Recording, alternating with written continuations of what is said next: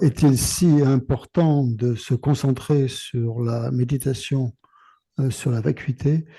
L'idée, c'est qu'en fait, maintenant, nous avons obtenu cette précieuse existence humaine, cette précieuse vie humaine, avec ses richesses, avec ses qualités, avec ses libertés, hein. Vous connaissez tous les différents aspects. Et donc, en fait, qu'est-ce qu'elle nous permet de faire, cette précieuse vie humaine? Elle nous permet, en fait, de rendre cette vie bénéfique. Elle va nous permettre aussi d'éliminer les choses que l'on ne veut pas, les choses qui ne sont pas justes, qui ne sont pas correctes, et d'acquérir des choses qui sont justes. Donc, c'est grâce à cette précieuse vie humaine qu'on va pouvoir avoir qu'on a cette possibilité, en fait, d'éliminer, d'abandonner ce qu'il faut abandonner et d'acquérir ce qu'il faut acquérir. Donc, donc c'est ça qu'en fait, cette précieuse vie humaine, elle nous permet de comprendre cela. Et ce qui va en fait, en méditant sur la vacuité, on va vraiment rendre cette vie incroyablement bénéfique en éliminant ce qu'il faut éliminer, en acquérant ce qu'il faut acquérir. Donc la méditation sur la vacuité va nous donner de rendre notre vie la plus bénéfique possible, parce qu'on arrivera ainsi donc à éliminer ces perturbations mentales qui sont source de souffrance. Et en plus de cela, donc on va accumuler du karma positif grâce à cette précieuse vie humaine. Et si on fait ça, eh bien dans les vies suivantes, dans les vies qui vont suivre, on va aussi retrouver cette précieuse vie humaine. On va avoir une bonne vie et petit à petit, ça de vie en vie, on va arriver à la libération, voire à l'éveil. Donc pourquoi méditer sur la vacuité? C'est parce qu'elle nous permet vraiment de faire cette double action d'éliminer et d'acquérir. Si, Sinon, on n'a pas la possibilité d'utiliser vraiment cette précieuse vie humaine à bon escient. Donc, c'est la méditation sur la vacuité qui va nous aider à nous lui donner vraiment tout son sens.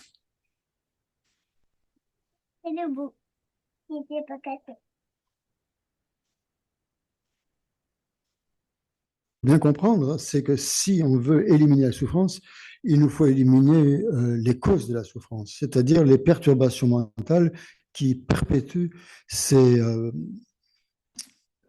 souffrance, en fait. Et en fait, toutes ces perturbations mentales, toutes ces émotions destructrices, émotions négatives, en fait, sont fondées, s'appuient sur l'ignorance. Donc, sans la sagesse qui réalise la vacuité, donc on ne peut pas, on ne pourra pas éliminer cette ignorance et ces perturbations mentales, parce qu'on n'aura pas les outils pour ça, ou on serait comme aveugle, on restera aveugle à la réalité. Donc, c'est le fait vraiment grâce à la sagesse qui réalise la vacuité, on va pouvoir voir la vacuité. Et grâce à cette vision, on pourra justement éliminer, se débarrasser toutes les perturbations mentales qui sont cause de souffrance. Sinon, bien, sans méditer sur la vacuité, on va continuer à accumuler des perturbations mentales, à vivre avec les perturbations mentales. Et si on ne s'en débarrassera jamais. Et en fait, si on ne s'en débarrasse jamais, ce sera toujours une vie avec pleine de souffrances. Tandis que, voilà, si on a, tant qu'on a l'ignorance, on ne peut pas éliminer la souffrance. Donc, c'est pour ça qu'il est crucial de comprendre pourquoi on doit méditer sur la vacuité.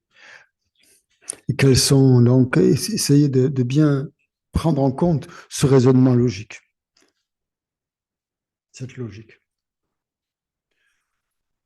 Donc, quand on parle de la vacuité, il y a ce mot vide, comme c'est quelque chose, vide de quelque chose ou vide d'existence en soi, vide de quelque chose qui existe en soi. Donc, si on pense le contraire, c'est de, le contraire, c'est la production dépendante, en fait. C'est-à-dire que les choses apparaissent, elles apparaissent, mais en dépendance d'autres choses. Et c'est ça que veut dire vide, en fait. Ça veut dire vide de ne pas apparaître en dépendance. Donc, si on veut vraiment prendre l'étymologie du mot Tenjung, c'est-à-dire production interdépendante, il y a trois niveaux. Donc, la première dépendance, premier niveau d'interdépendance, c'est l'interdépendance ou la dépendance de causes et de conditions. C'est le niveau le plus grossier pour que les choses se produisent en dépendance de causes et de conditions. Le deuxième aspect, un peu plus subtil, c'est de dépendre de parties. Donc, c'est l'interdépendance de parties. Les choses dépendent de leurs parties. Et le troisième aspect, qui est le plus subtil, c'est que les choses, en fait, dépendent d'une désignation conceptuelle. Les choses apparaissent en étant désignées, ou simplement, ou seulement désignées par le pouvoir de l'esprit, le pouvoir de la conscience, qui attribue donc un nom sur les choses. Et donc, c'est ce pouvoir de désignation projeté par la conscience hein, qui donne donc en fait une existence, donc simplement désignée. Donc ça, c'est ce troisième aspect de l'interdépendance. C'est-à-dire que les choses apparaissent en étant simplement désignées sur leur base de désignation par la force d'une conscience désignatrice.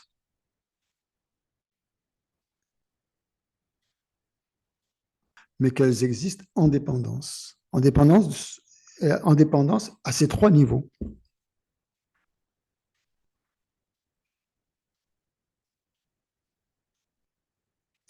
Il est important de bien comprendre ces trois aspects, en avoir une compréhension très claire. Donc c'est vraiment très très important de comprendre ces trois aspects, ces trois niveaux de l'interdépendance. La dépendance de causes et de conditions, donc le premier, la dépendance de parties et la dépendance du nom, d'une désignation. Donc,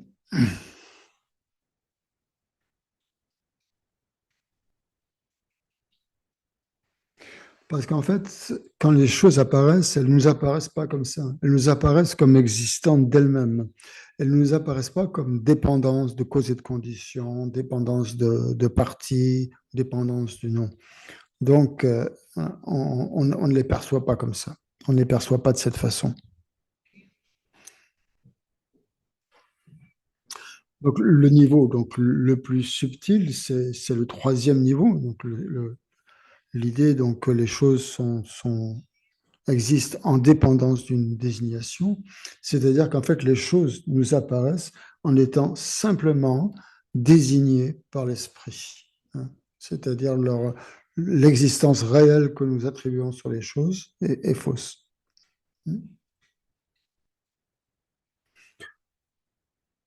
Donc c'est ça qu'il nous faut bien comprendre, donc, et puis analyser donc, ces trois niveaux d'interdépendance et d'essayer de les garder à l'esprit pour pouvoir méditer dessus.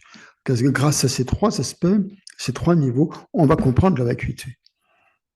Donc comprendre la vacuité, en fait, c'est comprendre ces trois aspects. Hein. Et si vous comprenez bien la vacuité, si vous réalisez, tous vos désirs, tous vos souhaits seront exaucés. Voilà. Donc c'est très important si vous voulez réaliser vos souhaits.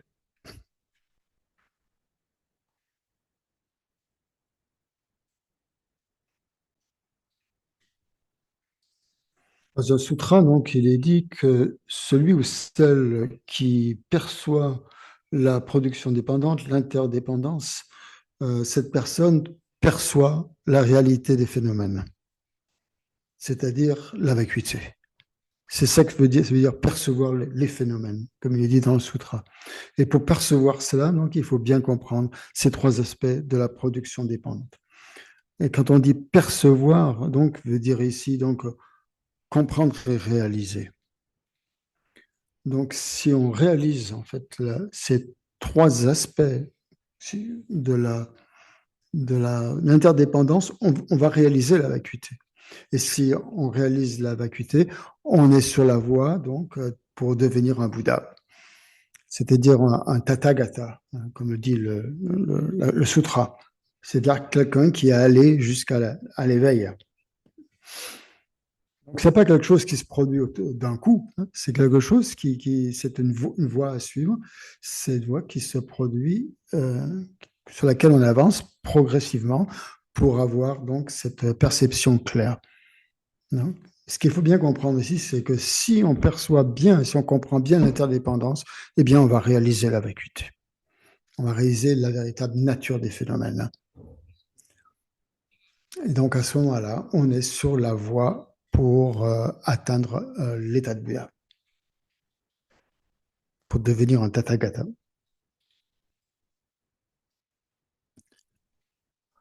Donc, pourquoi est-ce qu'on atteindra la bouddhéité si on réalise la vacuité?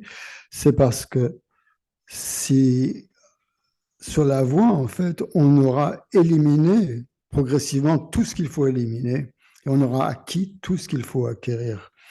Donc, quand, c'est ce qu'on dit, donc, pour atteindre la bouddhéité, donc, il nous faut éliminer et éliminer tous les aspects négatifs, tout le karma négatif, tout ce qui est perturbation mentale, tous les voiles, en fait. Et parce qu'en fait, si on ne réalise pas la vacuité, si l'on n'a pas cette vue que permet, cette vue excellente que permet sagesse qui réalise la vacuité, alors à ce moment-là, il est impossible d'éliminer le négatif. Même si vous développez, par exemple, la bodhicitta en relative, l'esprit d'éveil, qui est quelque chose de vraiment merveilleux, mais cette bodhicitta relative n'a pas le pouvoir d'éliminer les actions négatives que l'on a commises dans le passé. La seule chose qui nous permet d'éliminer les actions négatives du passé, c'est la réalisation de la vacuité. Donc c'est pour ça qu'on dit que si l'on réalise la vacuité, eh bien on va atteindre l'éveil, parce que l'on aura éliminé tous les voiles, tous les aspects négatifs, tout ce que l'on a créé de négatif dans le passé. Négatif.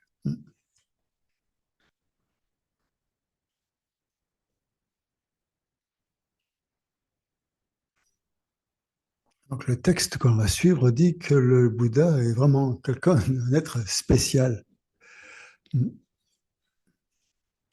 Pourquoi est-ce que le Bouddha est si spécial? Parce qu'il est le premier, il est le seul, en fait, qui a expliqué ces trois aspects de l'interdépendance, et notamment le plus subtil.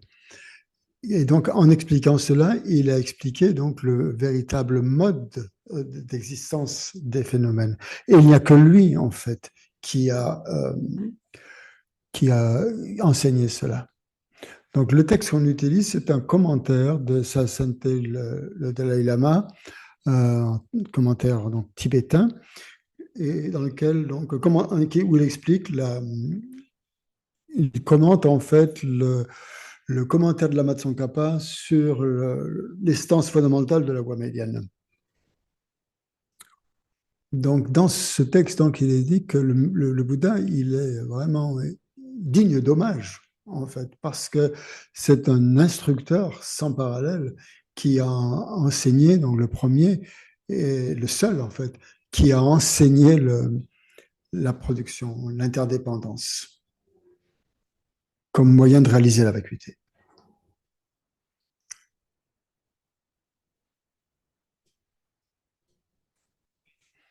Dans ce texte, donc, le Dalai Lama explique donc que si vous êtes un érudit, un grand érudit, quelqu'un qui a beaucoup de connaissances, voilà, vous devriez vraiment vous intéresser donc à cet exposé du Bouddha qui enseigne l'interdépendance, parce que c'est vraiment quelque chose d'incroyable. C'est la plus grande connaissance que vous puissiez avoir. Il n'y a rien de mieux, il n'y a rien de plus profond. On ne peut pas trouver quelque chose de plus profond dans le monde actuel. Donc, si vous êtes érudit, si vous aimez donc la philosophie, si vous aimez aussi voilà, la connaissance, donc il vous faut prendre en compte cet enseignement du Bouddha. Il faut le chérir comme étant quelque chose de vraiment unique. On ne peut pas trouver son équivalent en fait dans le monde. Il n'y a rien qui se rapproche, qui a autant de valeur que cet enseignement du Bouddha sur l'interdépendance et la vacuité.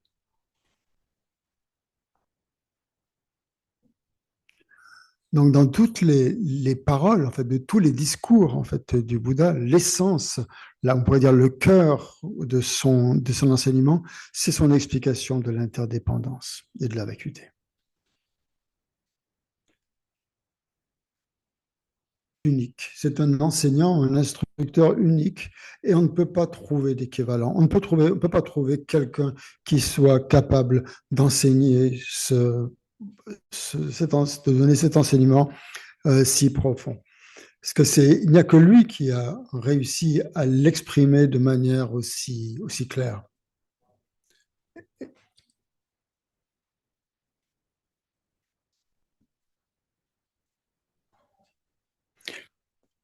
Cet exposé du Bouddha a été parfaitement compris par Manjushri, qui en a été donc le détenteur, parce qu'il en avait une compréhension parfaite. Hein. C'est donc après le Bouddha, donc c'est Manjushri qui a été le détenteur de l'enseignement sur la vacuité, parce il a parfaitement compris. Donc dans le texte aussi, le texte rend hommage aussi à Manjushri comme étant donc celui qui a réalisé parfaitement donc la vacuité, qu'il a parfaitement comprise. Donc c'est pour ça qu'on rend aussi hommage à Manjushri donc, comme étant le détenteur de cette profonde lignée d'enseignement ou ces enseignements de la lignée profonde, de la vue profonde.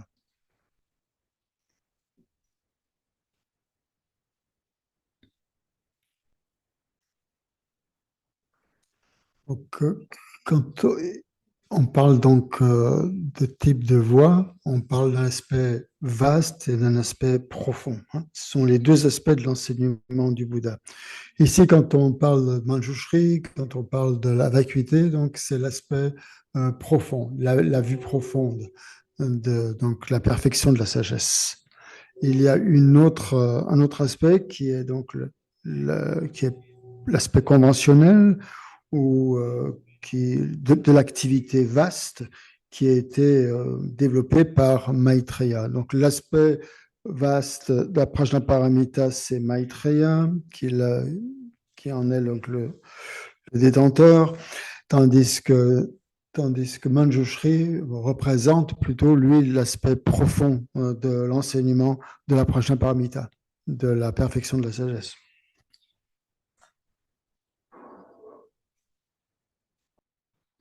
Donc, à partir du Bouddha Shakyamuni, donc il faut bien comprendre donc, qui a pris la suite. Donc, c'est Manjushri, le Bodhisattva Manjushri, mais donc, Manjushri n'était pas humain. Du point de vue humain, donc le seul en fait être humain qui a, qui a compris en fait parfaitement l'enseignement du Bouddha et qui en a eu une compréhension parfaite et sans limite. Donc c'est Arya Nagarjuna. Donc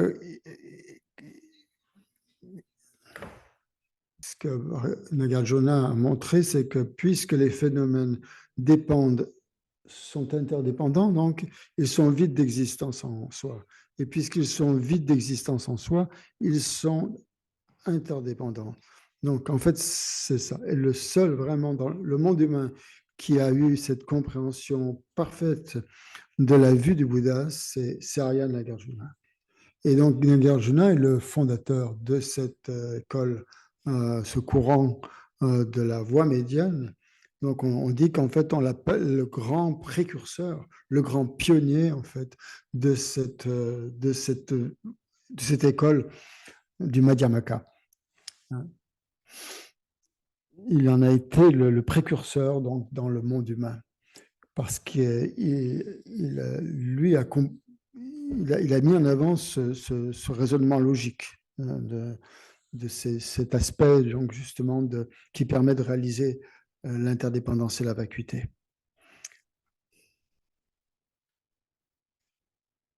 Nagarjuna, le principal disciple de Nagarjuna, c'était Aryadeva. Donc, Aryadeva a aussi compris donc, le sens, le message de la vacuité. Ensuite, l'open power. L'open power. Ensuite, le suivant, ça a été Aryasura. Aryasura. Aryasura, donc, était aussi le disciple d'Aryadeva. En tibétain, l'open power. Non, non, c'est pas Ashwagosha, c'est Aryasura. Enfin bref.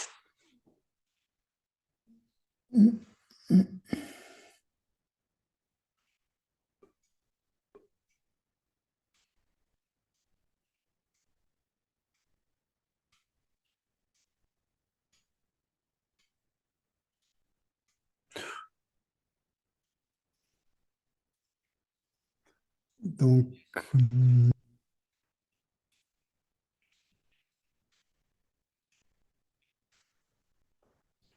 il faut bien voir donc cette lignée, comprendre cette lignée de maîtres de la vue profonde. Donc, Nagarjuna, Aryadeva, Aryashura. Et ensuite, donc, il y a eu Bhuttapalita.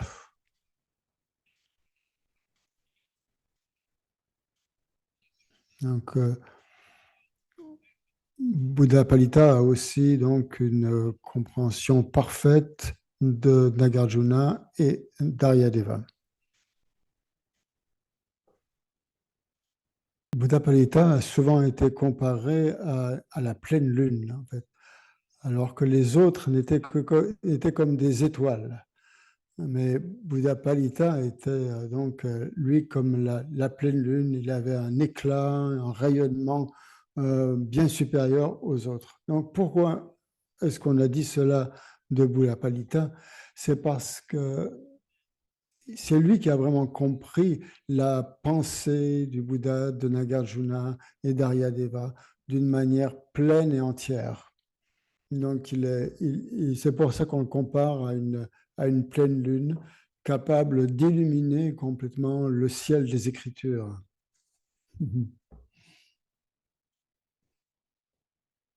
La lignée des maîtres indiens, donc de tous ceux qui ont compris vraiment la pensée du Bouddha après donc, Nagarjuna. Donc, certains n'avaient pas une compréhension parfaite, certains maîtres indiens n'avaient pas une compréhension parfaite de la vue de Nagarjuna et d'Aryadeva, tandis que, par exemple, Baba Viveka, Shantarakshita, euh, Kamalashila aussi, étaient aussi de grands maîtres, mais ils n'ont pas vraiment compris le point essentiel, le point le plus subtil qu'avaient compris Nagarjuna et Aryadeva. Leur vue n'est pas complète, disons. Les seuls qui ont vraiment compris la vue du Bouddha, donc c'est Nagarjuna et Aryadeva, et Buddha Palita et Chandrakirti, donc, qui est venu après. Donc Buddha Palita et Chandrakirti, eux, ont une compréhension parfaite de l'interdépendance, de la vie profonde du Bouddha.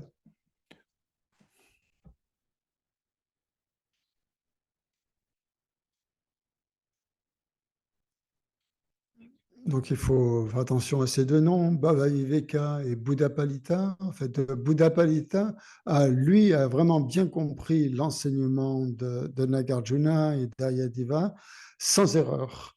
Tandis que le Bhaviveka, Shantarakshita, avait quand même, n'avait pas une vue complète voilà. Donc, c'est pour ça qu'en fait, il y a eu ces deux courants. Un courant Madhyamika Prasangika et un courant que l'on appelle le Madhyamika Svatantrika. Donc le précurseur ou le fondateur, en fait, on pourrait dire, du Madhyamika Prasangika est Chandrakirti.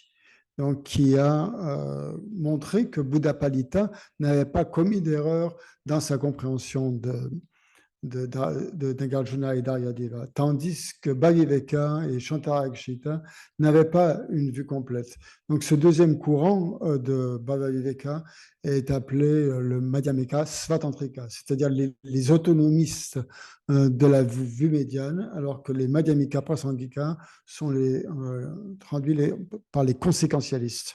Donc c'est le courant conséquentialiste, courant prasangika, qui est le plus élevé et qui a été fondé par Chandrakirti, qui a montré donc que Buddha Palita n'avait pas commis d'erreur, parce que en fait Bhavaveka avait donc attaqué Buddha Palita en lui disant qu'il avait des erreurs, mais Chandrakirti a défendu un peu Buddha Palita en lui disant que non, il n'y avait pas d'erreur, que sa compréhension était parfaitement juste.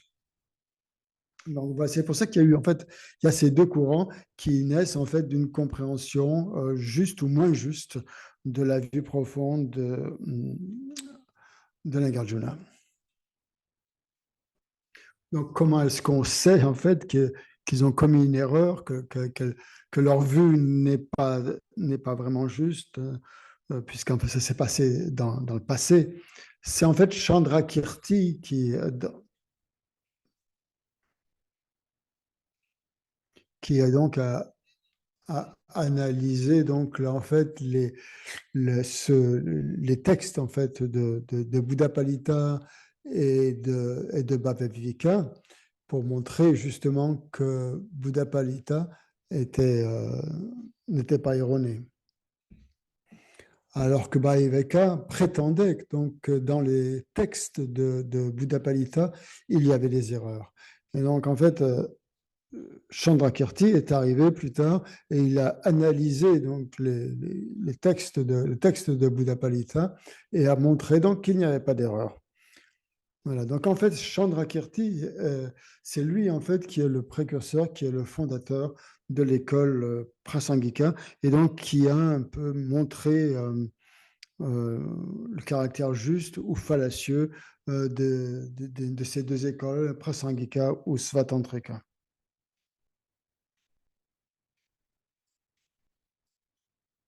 Prasangika et la vue légèrement inférieure, qui est toujours une vue de la voie médiane, hein, c'est celle des Madhyamika Svatantrika.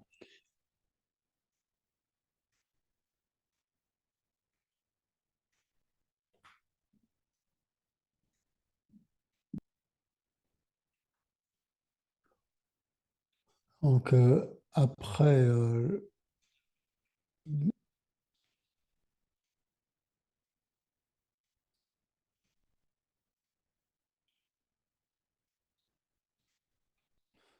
il y a eu, après Chandrakirti, donc il y a eu Shantideva, qui est aussi un Madhyamika Prasangika, et aussi Atisha.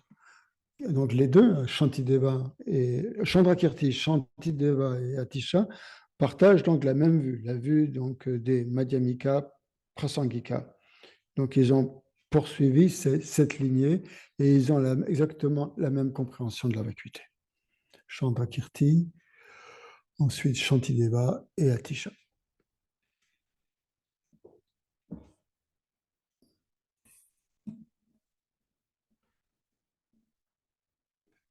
De nombreux maîtres qui ont compris cette vue, qui ont poursuivi cette lignée après Shantideva, lorsqu'Antisha est venu au Tibet.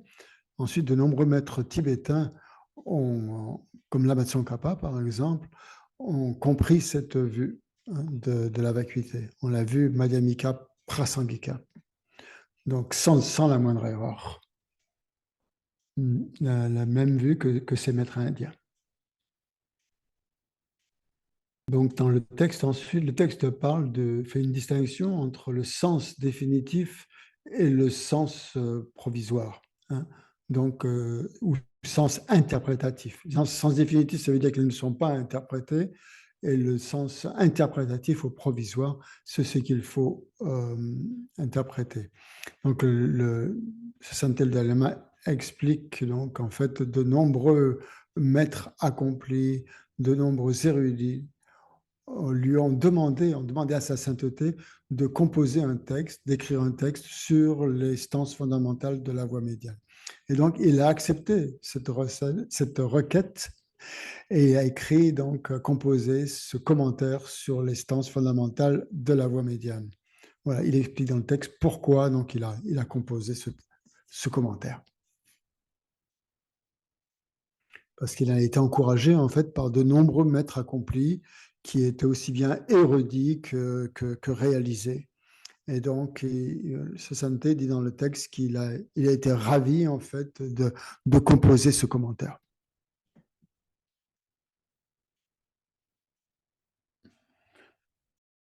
Et le Dalai Lama explique donc que si vous voulez comprendre vraiment le sens définitif de la vacuité, il ne faut pas se contenter de lire de petits textes qui ne contiennent pas en fait voilà, ils ne sont pas complets en fait.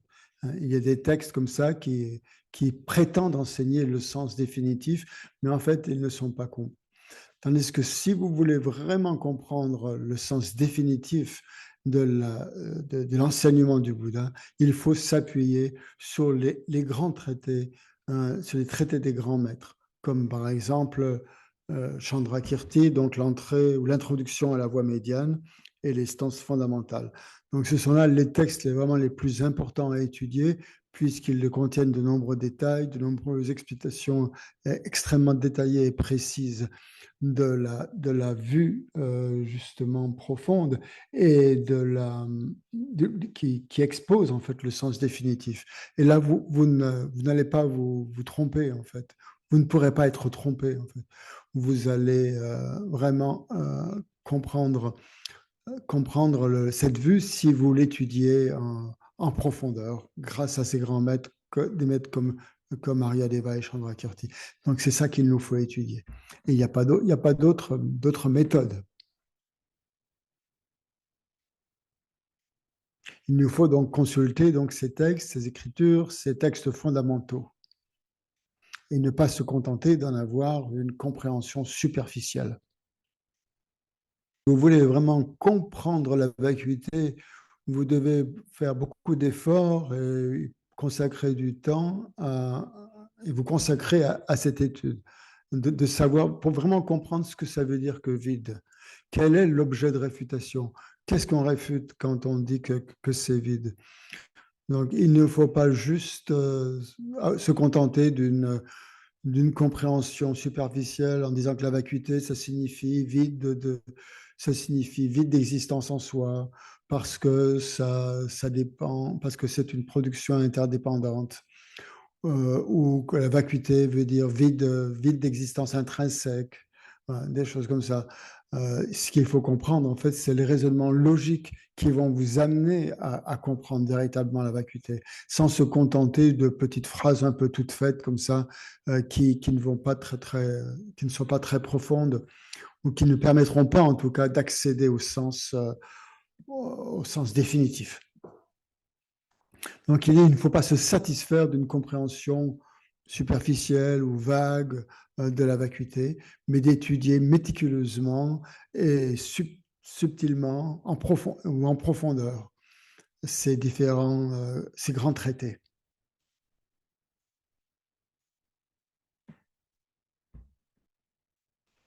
Et grâce donc à ces traités, donc, on arrivera à comprendre la vacuité et en faire l'expérience directement.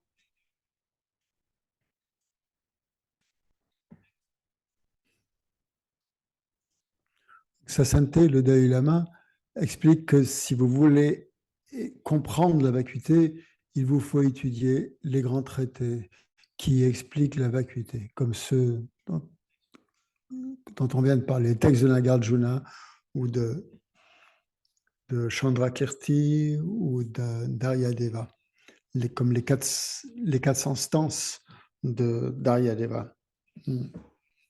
L'introduction à la vie médiane de Chandrakirti, les 400 stances de d'Aryadeva ou le texte de Buddhapalita, qui vous permettent donc d'entrer vraiment dans la voie médiane. Donc, ce sont y a pas, c'est la seule méthode, hein, c'est la seule chose à faire. Non.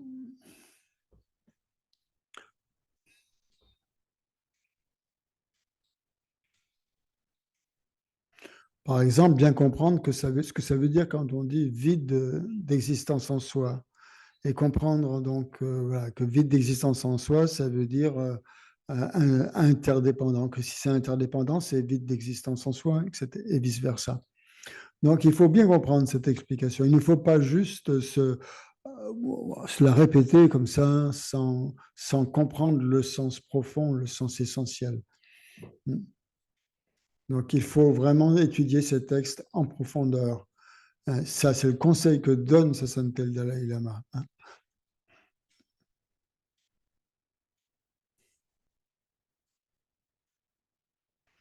Donc le risque, en fait, c'est que si on se satisfait d'une compréhension superficielle, ça va rester à un niveau superficiel. Ça sera une compréhension très, très vague.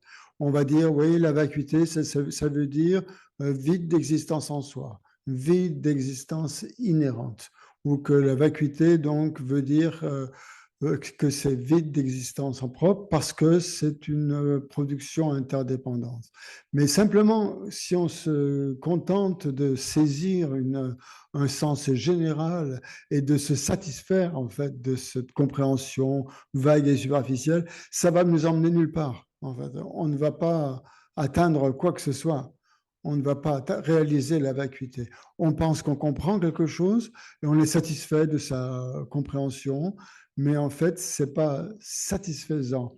Pour vraiment, vraiment avoir une compréhension profonde, il nous faut passer du temps et de l'énergie pour percer vraiment le sens subtil de ce que veut dire donc que la vacuité, le lien entre la vacuité et l'interdépendance, sans se contenter de compréhensions vagues et de phrases toutes faites. Hum. Voilà, donc c'est important de ne pas se satisfaire d'une vague compréhension de la vacuité, mais d'examiner, d'analyser en profondeur, de manière subtile et méticuleuse, le sens profond de, de ces mots. Voilà. Donc il ne faut pas juste une compréhension grossière, il nous faut une compréhension définitive, certaine en fait, de ce que ça veut dire. Et, euh, et Dikeshela donc a dit que c'était vraiment crucial, c'était extrêmement important d'arriver donc à ce niveau, au niveau de nos études, de comprendre les choses en profondeur et de ne pas se satisfaire d'une petite compréhension superficielle. Parce que, en fait, cet enseignement est extrêmement profond, extrêmement détaillé, et il nous faut aller jusqu'au plus profond détail pour m'en comprendre. Sinon, si on a une compréhension superficielle, ça ne servira à rien.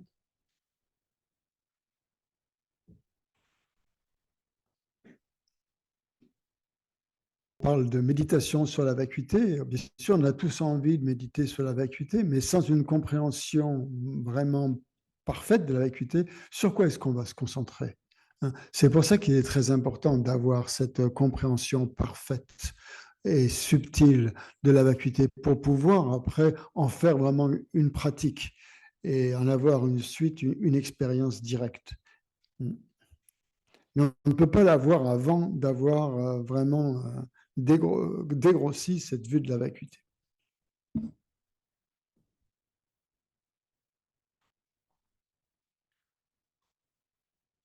Donc, à ce stade de l'enseignement, pour nous, il est vraiment important d'avoir cette motivation, cette aspiration à comprendre la vacuité dans les moindres détails et au plus profond, hein, et voilà, de manière subtile et précise. Il faut avoir cette aspiration, il faut avoir ce souhait, ce désir, et vouloir mettre des efforts suffisants pour pouvoir atteindre, pénétrer cette vue.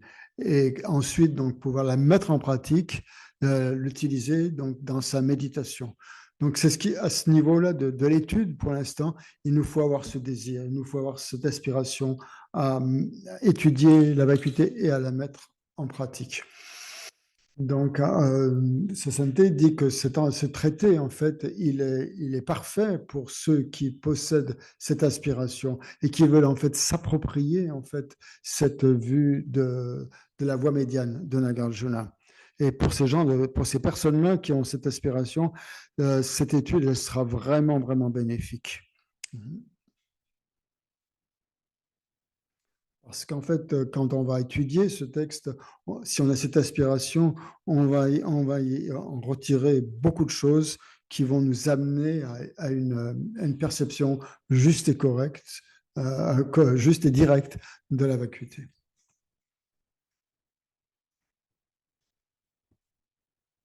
Donc, pour les personnes qui ont vraiment ce souhait de comprendre parfaitement la vacuité, et ne pas pour juste pavaner ou en avoir une compréhension juste, se satisfaire d'une compréhension superficielle. Donc, voilà, ce que Geshe l'a dit, il va essayer de l'enseigner, d'enseigner tous les détails et de manière parfaite pour que nous puissions en tirer le maximum. Et après, ce sera à nous de l'analyser au mieux de nos capacités et pour essayer de la mettre en pratique aussi au mieux de nos capacités. Donc, il faut d'abord essayer de bien écouter d'une manière parfaite et ce sera vraiment extrêmement bénéfique si on fait cela parce on mettra vraiment à profit cette opportunité de pouvoir étudier ce fantastique traité de Nagarjuna.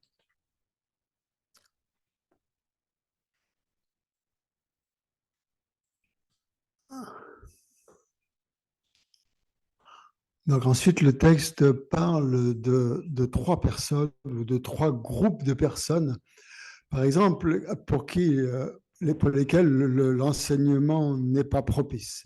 Le premier groupe, c'est les gens qui se contentent en fait du nom.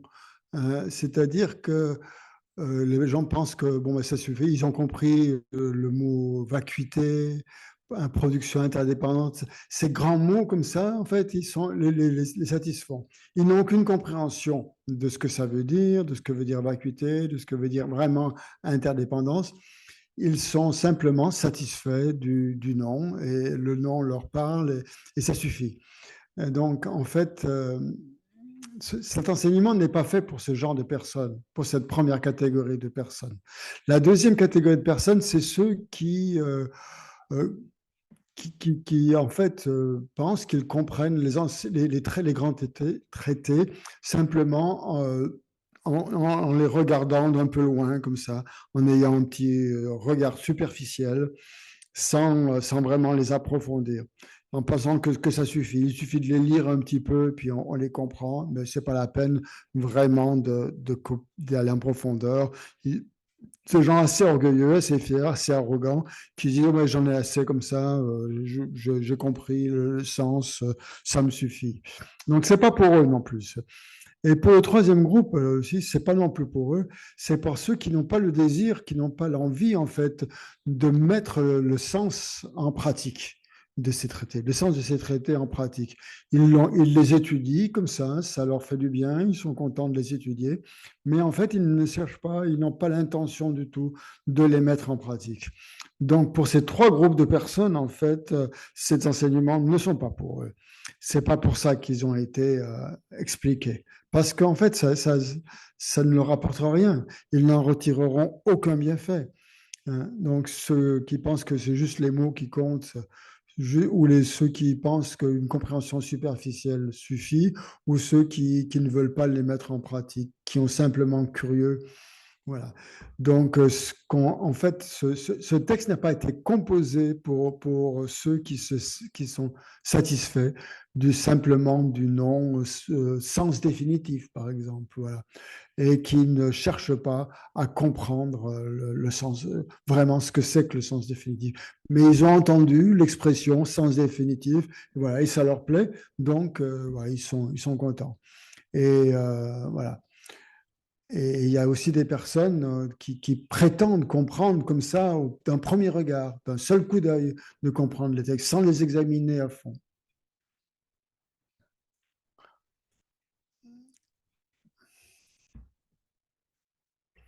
Donc, le premier groupe, c'est celui qui considère qu'il n'y a que le non qui comprend. Donc, il ne faut pas être comme ça, euh, mais vraiment vraiment vouloir comprendre les choses en profondeur d'une manière correcte, hein, de la manière la plus exacte possible, comprendre le sens vraiment tel qu'il est et vouloir le mettre en pratique. Donc, c'est ces trois écueils, en fait, qu'il nous faut éliminer. Il faut être quelqu'un qui ne se satisfait pas des mots, des mots, et être quelqu'un qui veut en retirer vraiment un bienfait, qui veut les mettre en pratique. Voilà. Donc, si on a ces trois, voilà, si on a ces trois façons d'aborder l'enseignement, à ce moment-là, on devient des réceptacles corrects pour recevoir cet enseignement.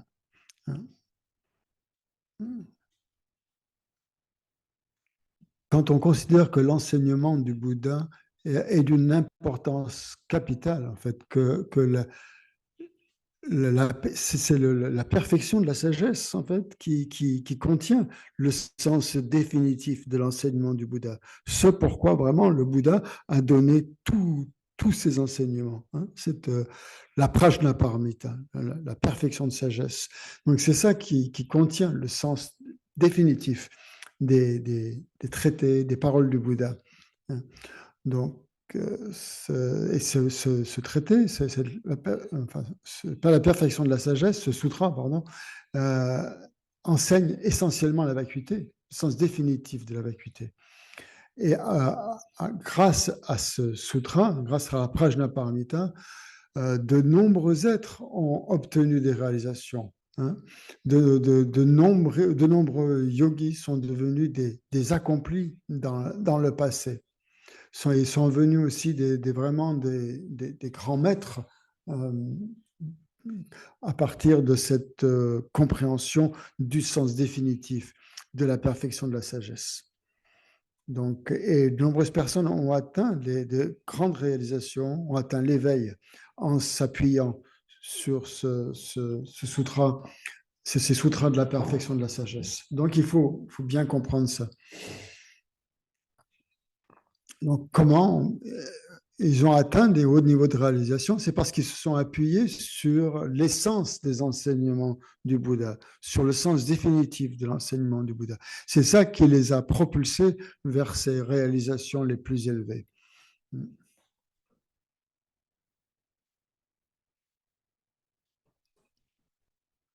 Et donc, non seulement, il n'y a pas que dans le passé qu'il y a eu des grands maîtres accomplis, mais maintenant aussi, il y a de grands maîtres qui réalisent ces enseignements, qui sont de grands yogis, qui, grâce à leur réalisation, donc, incarnent en fait l'essence de la Prajnaparamita. Donc, ils deviennent aussi, même à notre époque, donc, on trouve en fait de grands maîtres, de grands yogis qui sont l'incarnation de ces textes, de sutras de la Prajnaparamita. Et dans le futur aussi, dans l'avenir, ça se produira encore. C'est quelque chose qui va continuer. Donc ça a eu lieu dans le passé, ça a eu lieu dans le présent et ça continuera dans le futur. On continuera en s'appuyant sur la Prajnaparamita à devenir des grands maîtres. Guy, dans le passé, qui ont atteint de hautes réalisations à partir grâce à la Prajnaparamita, grâce à l'essence de l'enseignement du Bouddha, puisque maintenant il y en a encore des êtres qui atteignent de hautes réalisations grâce à la Prajnaparamita, et que ça se produira aussi dans le futur. Donc en fait, c'est la voie qui est franchie, oui, franchie par des myriades de grands maîtres. Donc c'est ça qu'il nous faut suivre en fait, c'est cette voie en fait qui est l'essence en fait de l'enseignement du Bouddha. Cette voie qui est suivie par de grands maîtres, car c'est une voie extrêmement profonde qui est difficile à sonder. Il est difficile d'en voir toute la profondeur. Donc ça demande, pour la comprendre, ça demande de faire des efforts.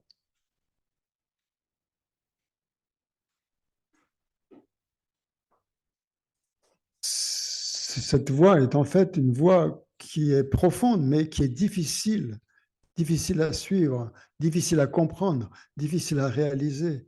C'est pour ça qu'elle est profonde, qu'elle est difficile d'en sonder les profondeurs. C'est l'aspect donc profond de la voie. Ouais. On dit profond parce qu'elle est difficile à réaliser. Il est difficile d'en voir le fond, en fait. Donc, difficile, parce qu'elle est difficile à comprendre, cette voie, et parce qu'on risque de ne pas arriver à comprendre le sens profond. C'est pour ça.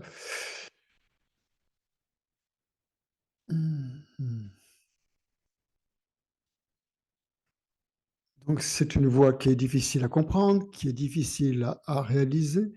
Donc, si on ne fait pas suffisamment d'efforts, on ne parviendra pas à, à aller jusqu'au bout. Donc, puisque ou un autre risque, c'est de commettre des erreurs. On pense qu'on comprend, mais en fait, on a une compréhension erronée des choses.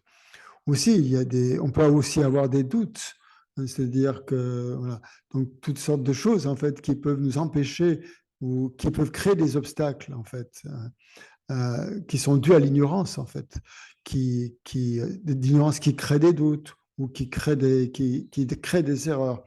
Donc en fait, ce texte a été a été composé pour éliminer les doutes, éliminer les mauvaises compréhensions, éliminer donc les erreurs de compréhension. Donc c'est le but en fait de cet enseignement, de nous amener à bien franchir correctement cette voie profonde qui est difficile à comprendre parce qu'on risque de commettre de nombreuses erreurs. Et donc, si on commet des erreurs, on ne parviendra pas au terme de cette voie. Donc, c'est pour ça que ce texte a été composé, pour que l'on comprenne bien en profondeur le sens parfait des sutras de la perfection de la sagesse.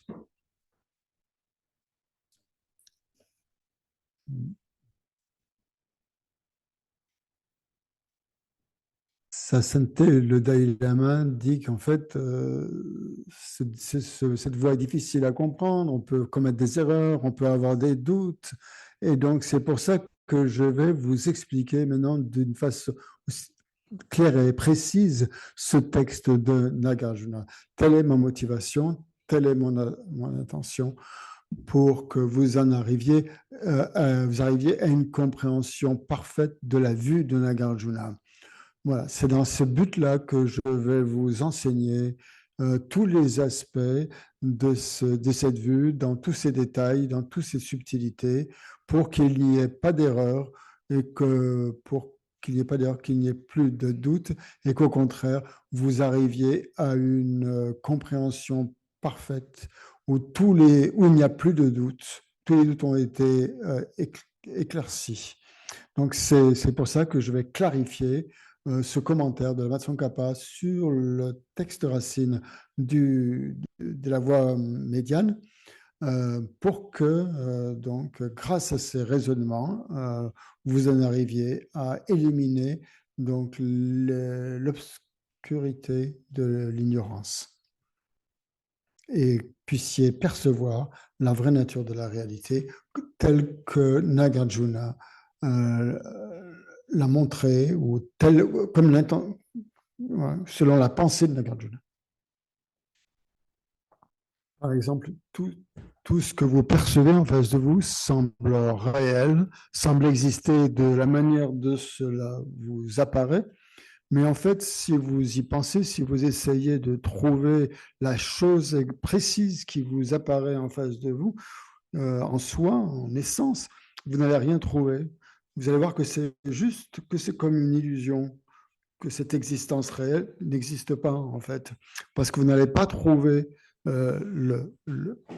l'essence réelle de cette chose. Voilà. C'est,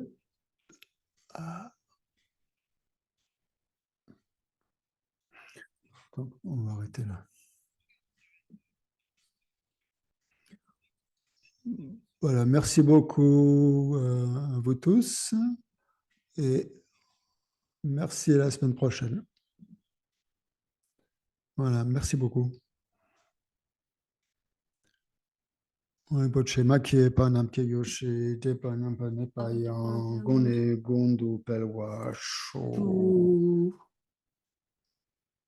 Owe Jikam de Rependant de Wamal Jungen Chenrezi Wan Tenzing Tso Yi Chapesite Badu Tengyo Chik.